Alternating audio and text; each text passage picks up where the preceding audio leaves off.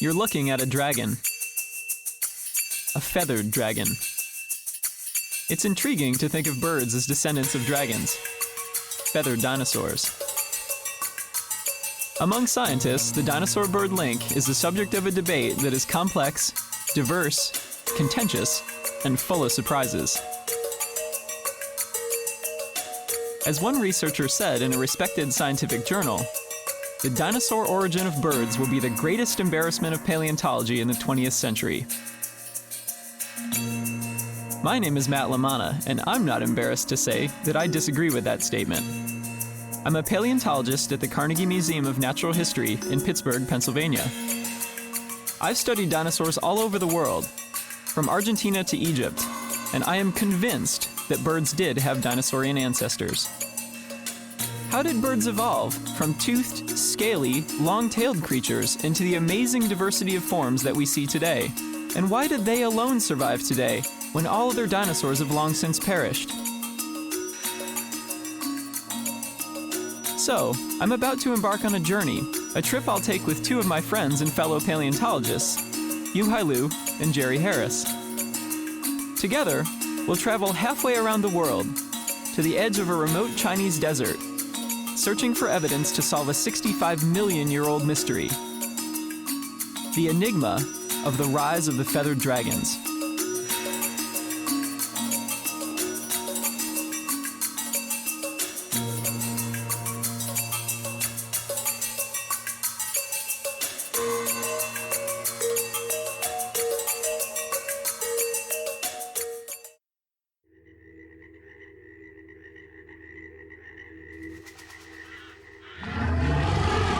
Dinosaurs. I think they're some of the coolest creatures ever to walk the planet. People have been digging up dinosaurs for centuries, long before they understood what they were. In 1841, British zoologist Richard Owen coined the name Dinosauria, meaning terrible lizard. And for a long time, that's how we viewed dinosaurs, as tail-dragging, swamp-wallowing, overgrown lizards that we posed in museums like skeletal Godzillas. It was a humble throne for a dinosaur like the tyrant lizard king, T-Rex. And it wasn't accurate. Dinosaurs first appeared on Earth 230 million years ago, during the Triassic period. For the next 160 million years, they dominated practically every terrestrial niche available for an animal bigger than a chicken. Had it not been for some terrible events 65 million years ago, dinosaurs might still be in charge, roaming the planet and occasionally snacking on tiny and terrified mammals. While most dinosaur species did go extinct, one lineage has persisted. These dinosaurs are, in fact, the ultimate survivors.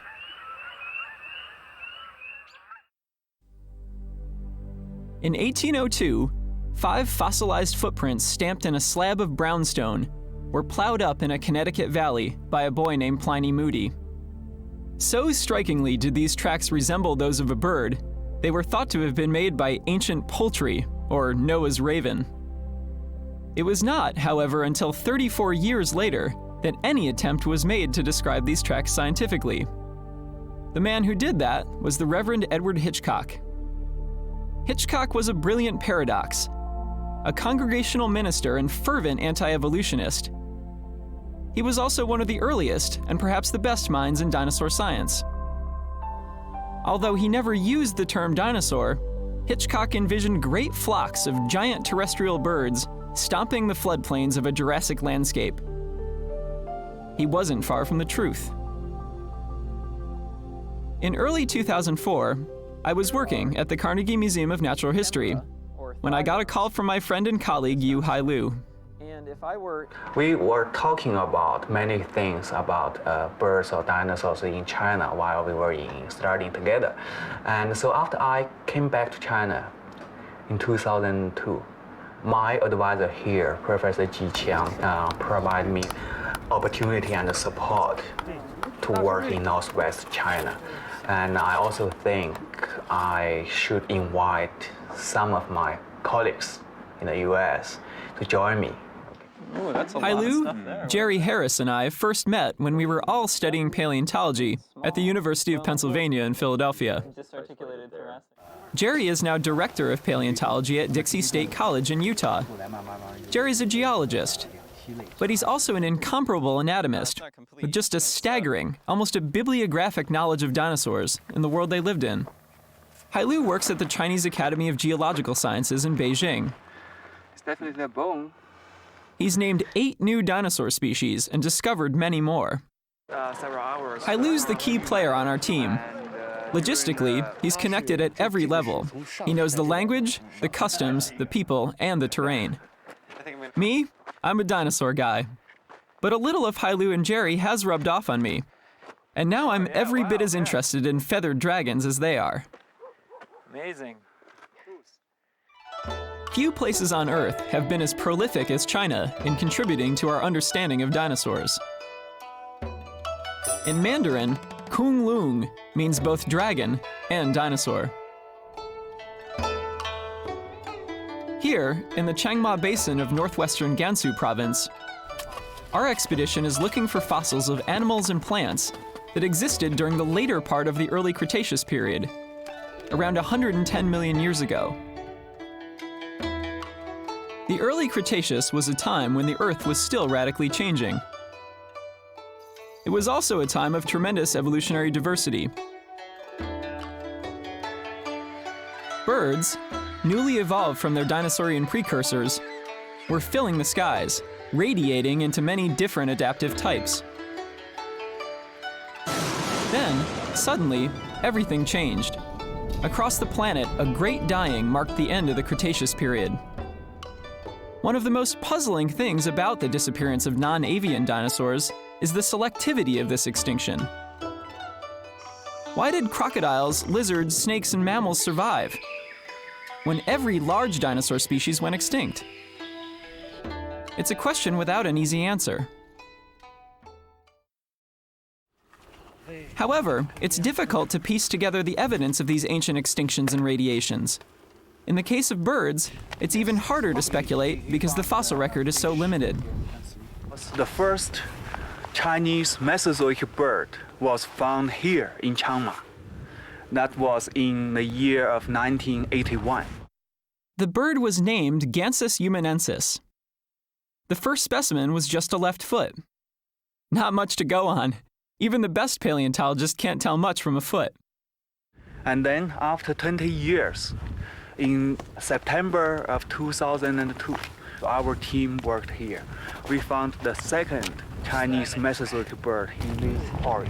Oh, great. You see? Here. What is this?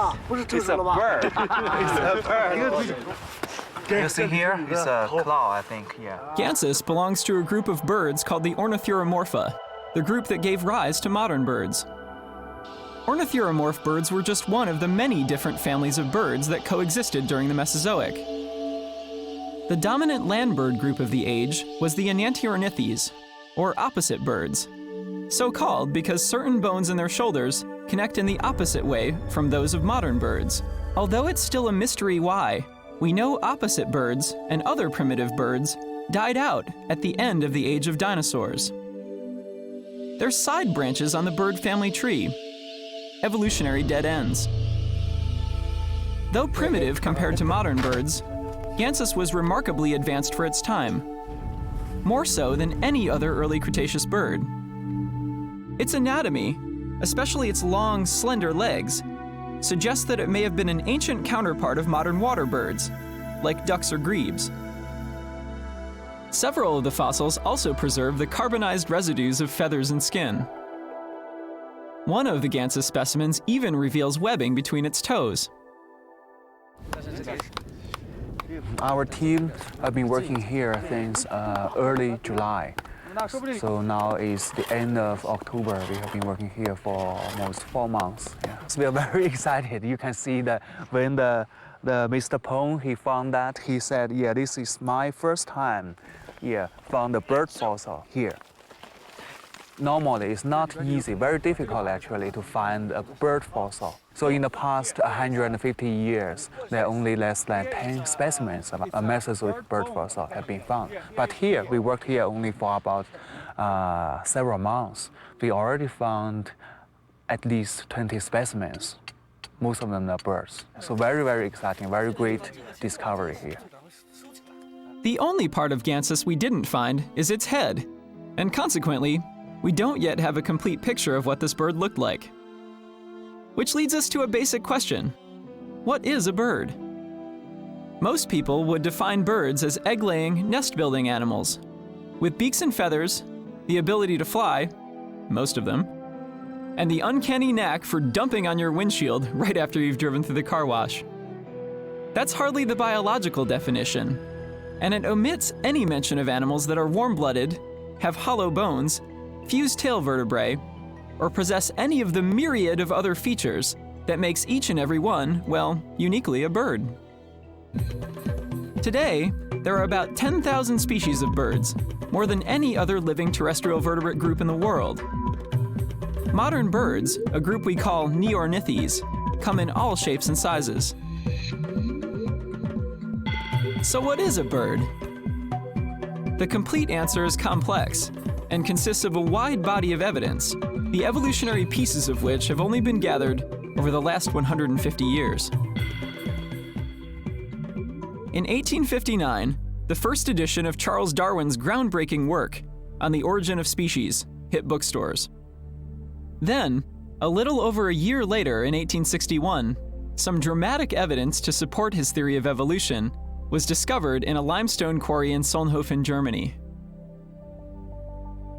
Meet Archaeopteryx, the first and most ancient bird from the age of dinosaurs ever found. It resembled the small dinosaur, but bore an unmistakable feature. It had feathers. It also had teeth, claws, a long tail, and a variety of other classically reptilian features. Arguably the most famous fossil ever found, Archaeopteryx blurred the distinction between birds and reptiles. But was it a true missing link? In the 1860s, Thomas Henry Huxley, mutton chops and all, championed another radical notion about the ancestry of birds.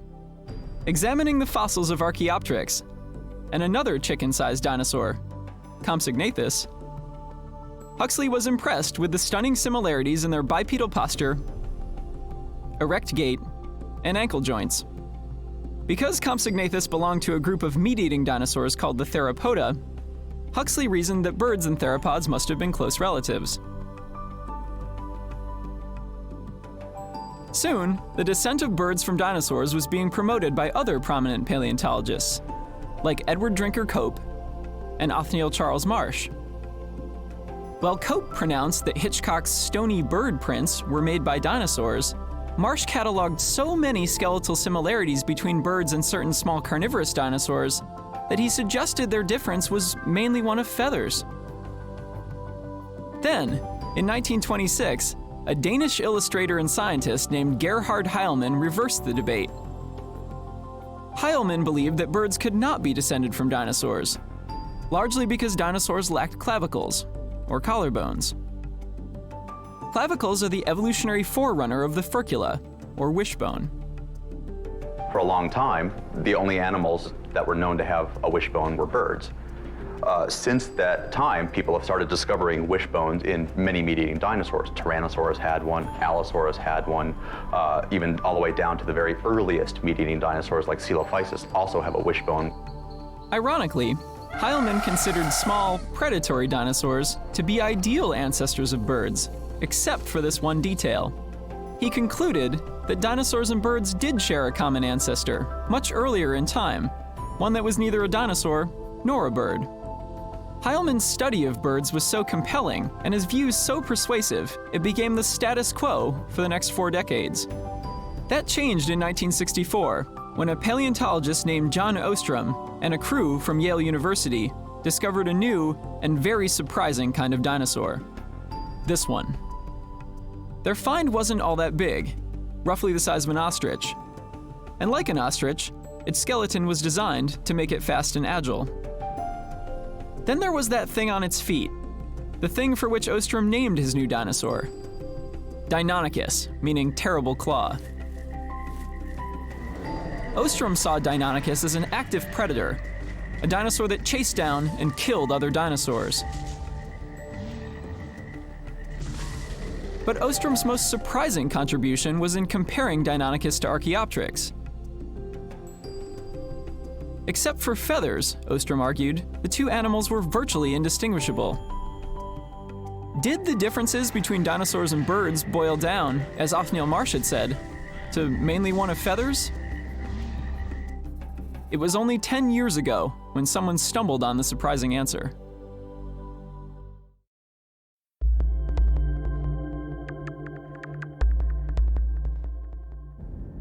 It's the summer of 2005. Hailu, Jerry, and I are back in China to resume our search for Gansis. But before we head to Chiang Mai, Hailu takes us on a little detour. The village of Sihatun is 7 hours from Beijing, and the pace of life here moves much slower than it does in the big city. As the weather changes, so do the roads. Driving in China is a challenge. Even with an official escort, you quickly learn who rules the roads.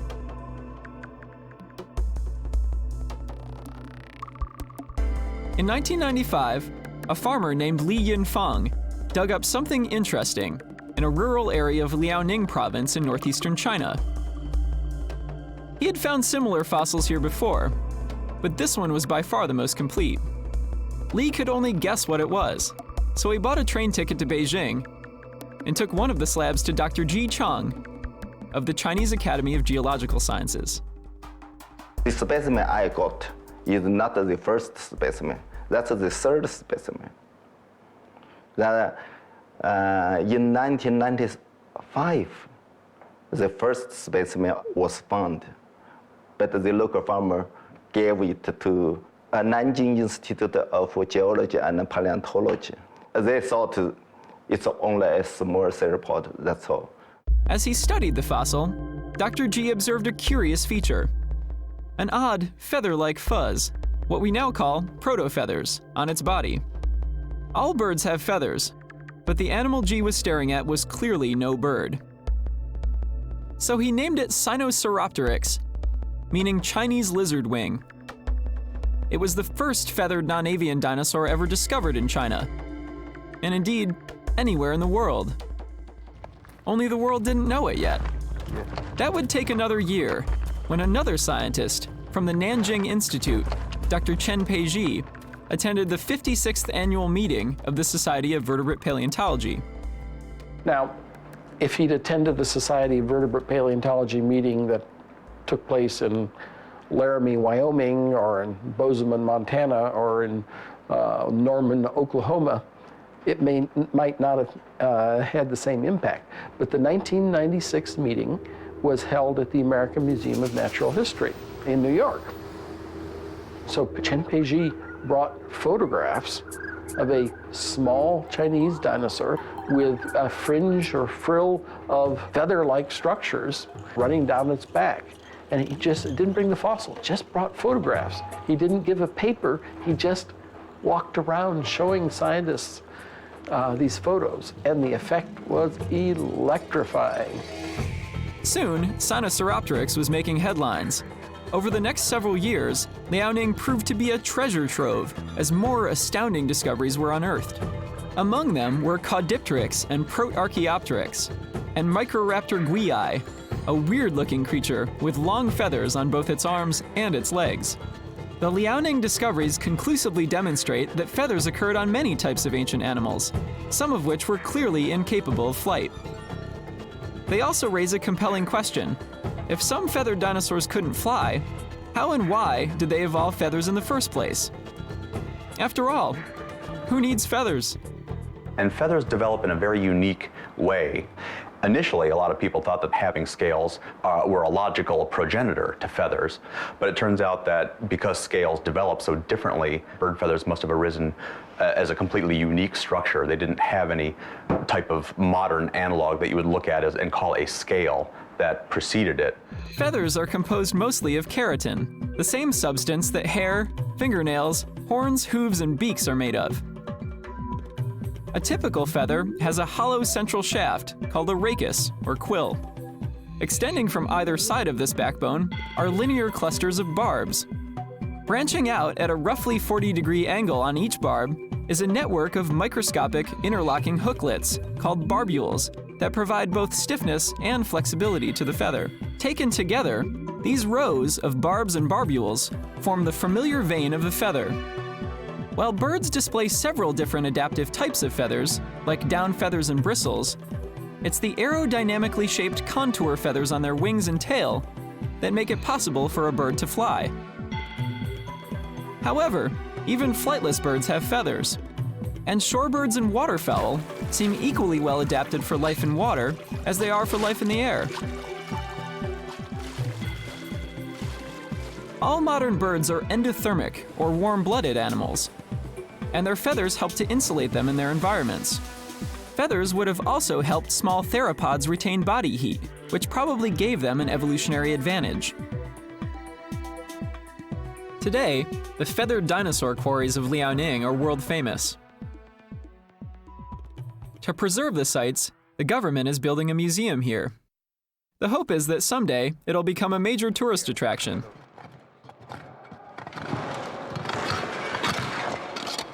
Inside, Hailu takes us to meet the man who started it all, Mr. Li Yinfang. 林云芳，给你介绍两个朋友。Jerry, so this is Mr. Li Yinfang who found the first feathered dinosaur. An honor, sir. Jerry Li Yinfang. Matt, yeah, this is the man who found the first feathered dinosaur. Nice to meet you. 他们都是美国的，一个是 Jerry， 一个叫 Hi, Luke. Matt。Can you tell him he's a famous man in the United States? OK， 他说你在美国很有名。Tell him, see what he did? The museum houses fossils from the early Cretaceous period, about 124 to 130 million years ago. Workers chip away at the layers of sediment and volcanic ash that buried the animals and plants in what was an ancient lake bed. The Chinese are meticulously preserving the geological context of each specimen. Okay. So he said the first feathered dinosaur was found over there, but the layer, the horizon, is relatively That one right there. right here. It's definitely a dorsal view, like a top view. Yeah. There's a 3D quality to the specimens. Fossil slabs are inset on the floor, in the exact spot where they were uncovered, giving you the impression that you are discovering them for the first time. Down to this rather than breaking shells. Yeah, they didn't, You know what I mean? split this. Yeah, from top down. Yeah. So they can. Very cool. This poor little guy was just. Yeah. Yeah, his whole face went. Of particular interest to Jerry is the part of the quarry wall that has been preserved. Like this are exceptionally unusual for geologists because most types of sedimentary rock, sediment is deposited just in episodes when there's a major flood on a river, for example, and those don't happen every day or every year on any regular basis. Whereas in lakes, such as this, sediment gets deposited at a very, very regular rate. So if you look at these rocks very closely, you can see very, very thin, paper-thin individual layers on here that are generally deposited on a yearly cycle. So each one of these very thin layers on here, you can peel back and read one year, and then the next year, and then the year before that, and the year before that as well, as you go up or down through the column. 125 million years ago, the skies over northern China were alive with primitive birds like this beautifully preserved Confuciusornis, a bird more advanced than Archaeopteryx, but more primitive than Gansus or opposite birds. The rest of the body, you know, seems like. Just the hands and the claws. At least hundreds of these Confuciusornis have been found. Got the standard dinosaur skull, but it's no teeth and basically a bird body attached except for the hand. And just the extremely well-developed claws are sort of a hallmark of the dinosaur ancestry of this bird. One thing the Liaoning deposits do tell us with some precision is that feathered dinosaurs lived here 20 million years later than Archaeopteryx. However, there's still a gap of about 50 million years that separates the Liaoning assemblage from the first appearance of modern-type birds. Even in evolutionary time frames, that's a big jump. A lot can happen in 50 million years, and that's where Gansus fits in. After showing us around the museum, Mr. Lee graciously invites us to his home for a midday meal. Because of his success as a fossil finder, Lee has also become something of a local celebrity. Impressive looking beast. Dogs for security, Hailu? Because he has some things he should protect here, right? Yeah. Birds. Yeah. Bird watcher. Yeah.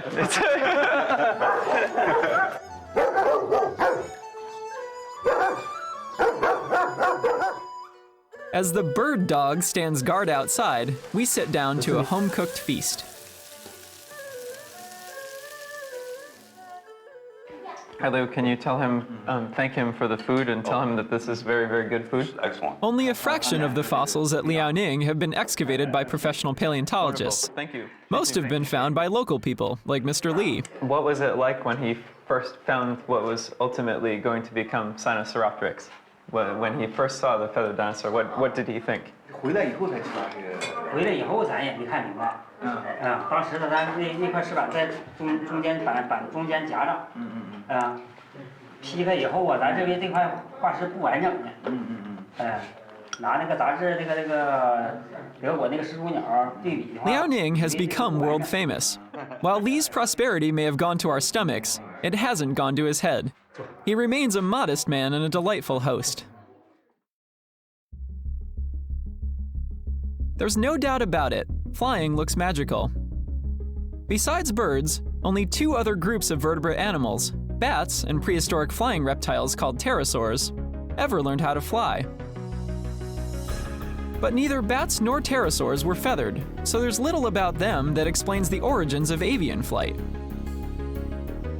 There are two basic ideas that we scientists debate, or more accurately, argue about.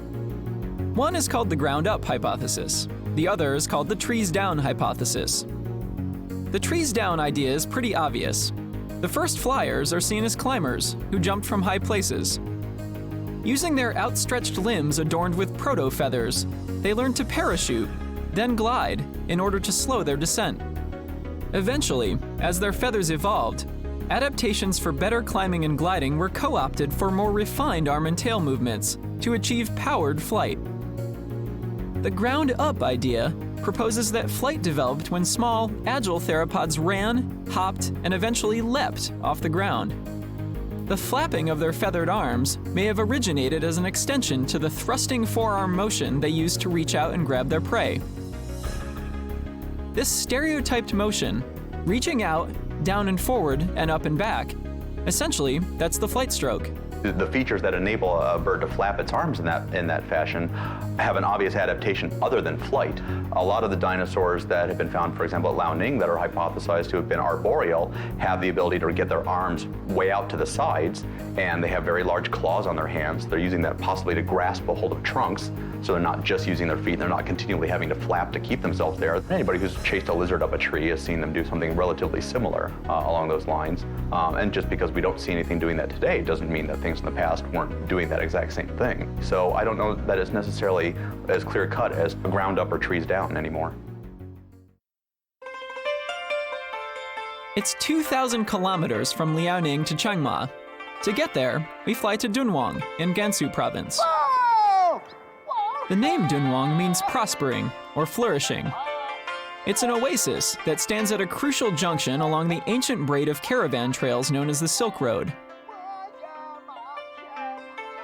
In many ways, things haven't changed much since Marco Polo passed this way over 700 years ago.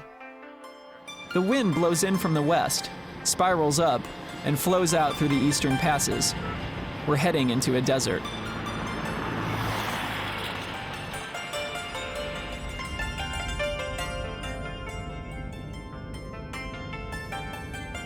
The Chiang Mai site is just up ahead, but as we round the bend, we run into something unexpected. A funeral procession. We suddenly feel like intruders. Perhaps the same remoteness of this barren landscape that makes finding fossils possible has also led the people to use the area as a peaceful graveyard. The Chiang Mai Basin sits in the shadow of the snow-capped Chilian Mountains on the northernmost edge of the Tibetan Plateau. It's rugged country, with active faults running through the valley.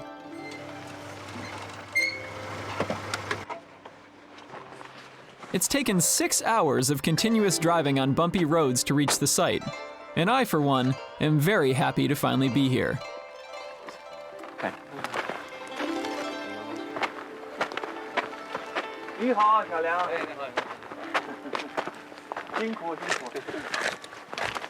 It's amazing how much work has been done at the site since last year.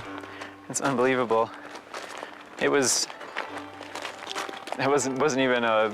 Yeah, last year we just have this little small bit. quarry here. Yeah. And this is, I don't know, 10 times the size, maybe? At least 10 times. Yeah. Yeah. Yeah. Yeah, right above this. That's it? Yeah. That's where all of last year's birds came from? Yes.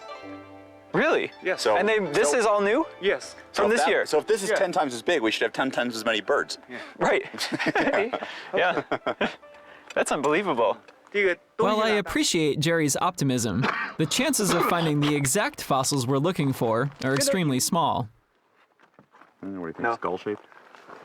Egg. Actually, we were joking about that. Working the beds at Chiang Ma is different than working at Liaoning. Here, the beds have been tilted, so they're very close to vertical. That's a function of mountain building in this vicinity. Well, this area is probably very seismically active, like it is now. Although we know these fossil-bearing rocks were deposited during the early Cretaceous period, that's a huge chunk of time. One of our goals is to better pinpoint the geologic age of the fossils we found at Chiang Ma. It might not look like it now, but 110 million years ago, this was the bottom of a lake. Well, this, as a lake basin, was a source where gravity is pulling all water and all sediment and all material downhill into it. And this includes dead organisms and parts of their bodies, plants and animals and such. And so anything that gets washed out into the basin is going to float out a ways, and once it decays enough, its body will sink down to the bottom, and it will slowly get covered with small grains of mud. And a great example of it you can see that's exposed right here in the side of this outcrop. So what you're looking at here is a little stem from the end of a conifer branch. It's got a little main branch with little side branches and little leaflets hanging off of it. So this was the tip of a branch on a tree that was growing somewhere near the shore of this ancient lake and fell off and was blown into the river or washed in by stream water or something, floated out to this point, however far we are from the ancient shoreline, settled to the bottom in this spot, got covered with mud, and over millions of years was compressed a little bit, which is why it's flat now instead of three-dimensional and preserved. And as soon as these layers were split open, there it is, waiting for us to find it. These fine-grained lacustrine, or lake sediments, accumulate in layers as thin as a sheet of paper. They not only preserve robust skeletal parts of organisms, but even more delicate traces. Sometimes, their presence creates a zone of weakness in the slabs that causes them to split where the fossils are. It's like opening a book. Oh, we have a feather here. Matt? Oh, yeah? Jerry? Have a look. Oh, yeah, definitely. Oh, A feather? Yeah, a down feather. Yeah, So- this one is very well preserved. Yeah. Oh, yeah, very definitely. detailed here, Yeah, definitely. But that's the cool thing about the people that found feathered dinosaurs is that when we find a feather, we're not totally sure if it came from Yeah, a bird or a dinosaur anymore. Yeah, okay, so now we have feather, so Some feathered creature may be yeah, inside. here, right here. Yeah. Well, if you find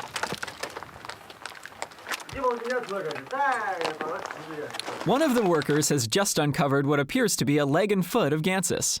It's supremely cool.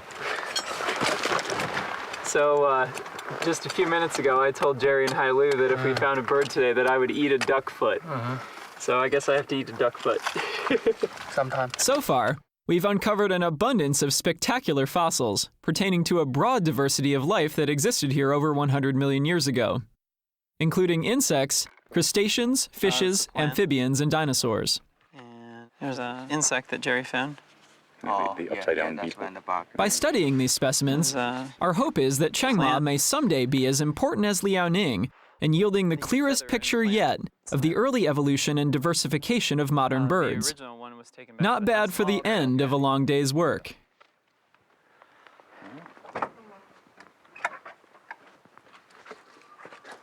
We're fortunate that the Chiang Ma site is quite close to town. We've rented a local farmhouse where we keep the fossils before shipping them back to Beijing. After a long day of digging, it feels good to sit down. This should be a lot of fun. Rest, relax. Yeah. Have a beer. Yeah.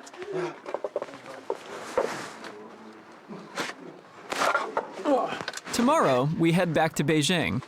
But for now, I've been waiting for the beer all day.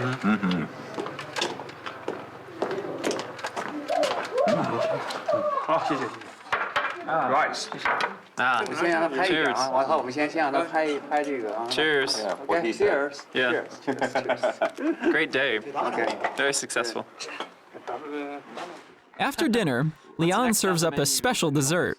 Some of the fossils that were found earlier in the season. 来，老魏，看看。 Ooh, that one's a humorous. Ooh, look at the feathers on that one. It's an interesting anomaly that most of the birds that they've found at Liaoning are Confucius ornithids and enantiornithines, birds that vanished at the end of the age of dinosaurs. But at Chiangma, the situation is reversed. Oh, nice, nice, nice, nice. It's got a whole pelvis. Here, we've found few opposite birds and no Confucius ornithids, but instead an abundance of ornithuromorphs, the group that includes the oldest ancestors of modern birds. That's going to be a nice one. Our excitement over these fossils soon draws a crowd. 你看我怎么看？你这样看。 Kids love fossils, especially dinosaurs, and that's important.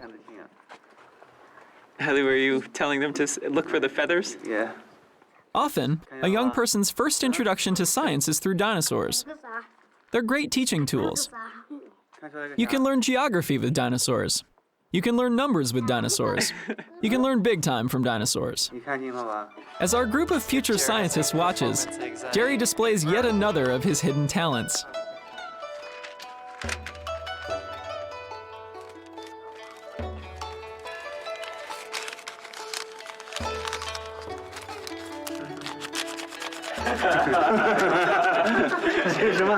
The expressions on these kids' faces show that it's possible to learn something from a paper dragon, 好不 too. 好？像不像个鸟？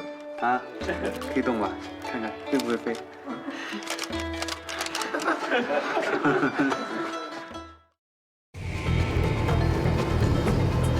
After our fieldwork in Chiangma, returning to Beijing is culture shock. Jerry and I make our way across the city to meet up with Hailu at his office. Here it is. We're back. Our good friend Peter Dodson is here too. Yeah, great trip. How's your work going? Oh, busy. Hailu, Jerry, and I studied under Peter at the University of Pennsylvania.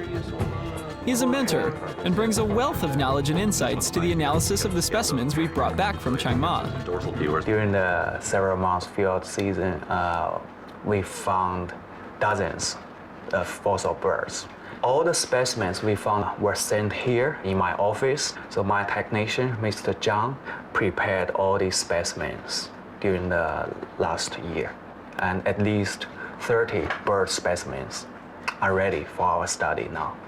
Although the fossil evidence relating to the early phases of avian evolution has dramatically increased during the last few years, the life habits of primitive birds are still poorly understood. So, what do we hope to learn from our small, still headless Gansus? From our studies, we know that Gansus, coupled with a few other fossil bird species, provides strong evidence that the origins of the Neornithes, the group that includes all modern birds, may have occurred in aquatic niches. The niches of terrestrial, perching birds were virtually all occupied by opposite birds, all of which went extinct at the end of the Cretaceous. In other words, unlike nearly all other early Cretaceous birds, Gansus is a close relative of modern birds, and its aquatic nature suggests that the earliest ancestors of modern birds may have been aquatic too. If this is true, Gansus may help resolve the mystery of why one and only one group of birds survived a mass extinction when all other dinosaur species did not. 65 million years ago, a massive asteroid or comet struck the Earth at a place called Chicxulub on the Yucatan Peninsula in Mexico. The energy released by this impact was equal to 100 million megatons of TNT, 6 million times more energetic than the 1980 Mount St. Helens volcanic eruption. It's theorized that at ground zero, billions of things were instantly vaporized as a superheated thermal pulse radiated from the impact site. a fireball that ignited the planet. Even life distant enough to survive the initial incineration could have been asphyxiated by poison gases, entombed by debris, or engulfed by massive tsunamis. Vast clouds of dust and ash ejected from the crater circled the globe, blocking out sunlight and making it too dark for photosynthesis to occur for perhaps a year. The residue from rocks pulverized by the blast mixed with water in the atmosphere, producing sulfuric acid, which later fell back to Earth as acid rain. This caused widespread defoliation on land and decimated aquatic vegetation in shallow lakes and seas. This cataclysmic disruption in the food chain caused entire species to starve to death. It may have been that species that were aquatic or semi-aquatic in habit were better shielded from the effects of the heat pulse and its aftermath. If early members of the Neornithes were aquatic, as their fossil record suggests, then their aquatic nature may have allowed them to survive extinction, while other, more terrestrial birds did not. It may have been water, or the adaptation to it, that saved these dinosaurs from perishing. Unfortunately for me, the time has come to pay off on my bet to eat a duck's foot. Hailu takes us to one of his favorite restaurants. Oh, this is a Peking duck restaurant. Oh, man! You see the ducks? Feet up for you. So if they don't have any feet, does that mean I don't have to eat any? They can try order another one from other restaurant. Yeah, okay, maybe never. Maybe try, so who knows? We can stop by McDuck's feet for dessert. Get a duck foot shake. All right, let's get this over with. Okay. It's taken a lot to support our work at Chiang Mai. And I'm glad that Dr. Jie-Shi Lo and Alan Tabram are here to help us celebrate. Lo is my boss at the Carnegie Museum and one of the most accomplished vertebrate paleontologists in the world. Alan is a scientific preparator at the museum and a fine paleontologist in his own right. My friends recognize my obvious anxiety. To calm my nerves, the conversation turns to naming dinosaurs. The best of all examples is actually Tyrannosaurus Rex. That's a very evocative name. About his dinosaur's name. Peter and I named it a sauropod, Su'uwasia, which comes from the Crow Native American roots, Su'u and Wasa, which mean ancient thunder. My favorite dinosaur name of all time, and Peter may know this already, is Laelaps aquilunguus, eagle-clawed stormwind. Oh, yes. Especially when I was younger and listening to a lot of heavy metal, that was the kind of name that I always wanted to produce. So, What's your least favorite? Sacrificing my taste buds seems a small price to pay for the Ganse's foot and the wealth of other specimens that we've retrieved from our expeditions at Chiang Mai. Eat the whole thing. Yum. But you won't regret it. it's actually kind of good. I fear we're both in for a whopper of a hangover tomorrow. I may take some powdered dragon bone for a cure. Dragon bones and dragon teeth are traditional ingredients in Chinese medicine. They use them to restore the internal balance of yin and yang. I may give it a try, if I survive. Survival and adaptation may be two of the most important lessons that I've learned as a paleontologist. The discovery that birds are a kind of dinosaur has revolutionized our notions of what a reptile is and what a dinosaur is. It's forced us to re-evaluate our vocabulary and change or adapt our way of thinking of what those words portray. What the evidence from Chiang Mai does is help sharpen our picture of how the ancestors of modern birds survived in a world once teeming with other, now extinct kinds of birds. Undoubtedly, they competed for some of the same resources. Ironically, the ecological niches that Ganses seems to have been relegated to may have serendipitously helped its descendants to survive extinction when all other dinosaurs who couldn't adapt ceased to exist. It's also sobering and humbling to think that Hailu, Jerry, and I are treading in the footsteps of Huxley, Heilman, Ostrom, Ji Chang, and Li Yunfang. If we can adapt and survive as scientists and as human beings, who knows what lessons and secrets Chiang Mai has yet to reveal.